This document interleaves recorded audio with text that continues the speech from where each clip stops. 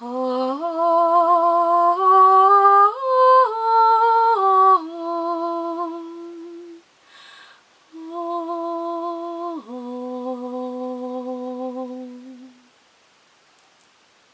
tout temps, l'homme a cherché à comprendre d'où il vient, comment son univers s'est formé.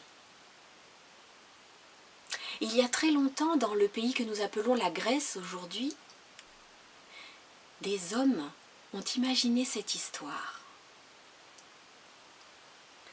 Au commencement, il n'y avait que chaos.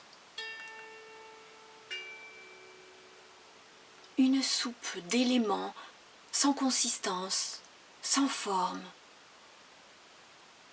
Et de ce chaos a jailli Eurynomée, la grande déesse voyageuse et créatrice.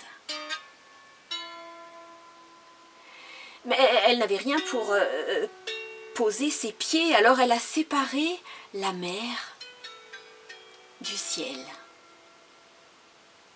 Et elle s'est mise à danser sur les vagues.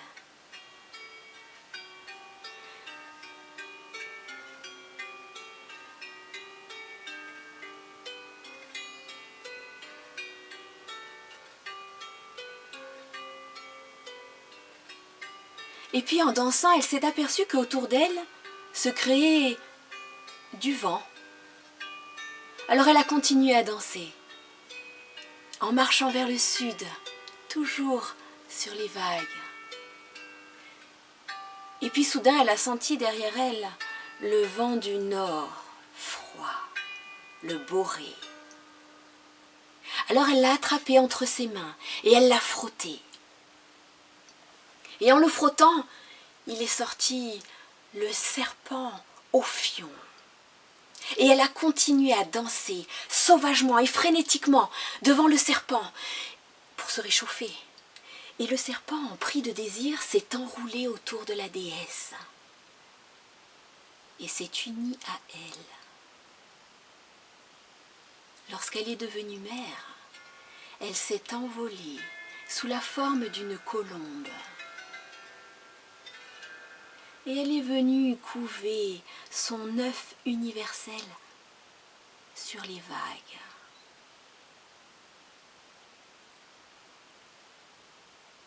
Ensuite, elle a demandé au serpent, Ophion, de s'enrouler 7 fois autour de son œuf.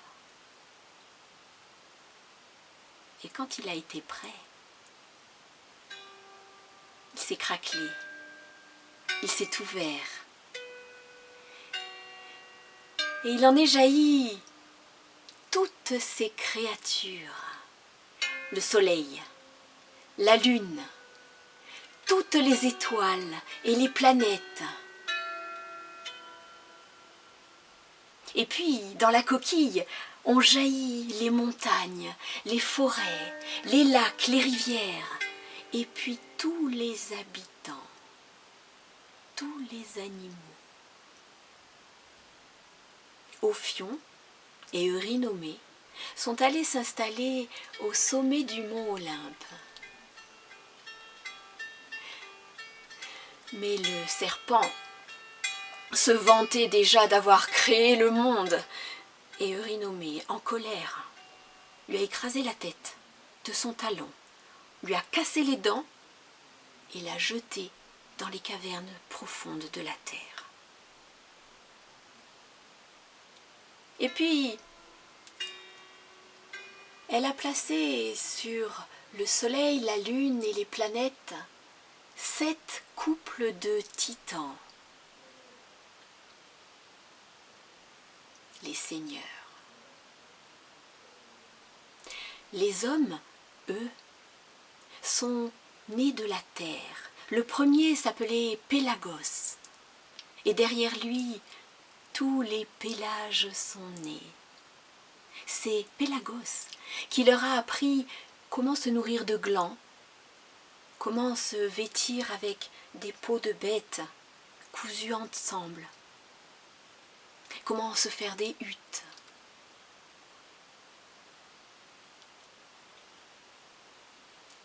Certains pourtant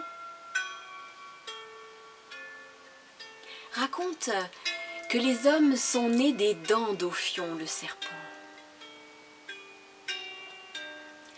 Et d'autres encore ont amené d'autres versions, d'autres histoires, pour former une mythologie complexe et riche de tout ce que les hommes différents ont amené sur les terres de Grèce.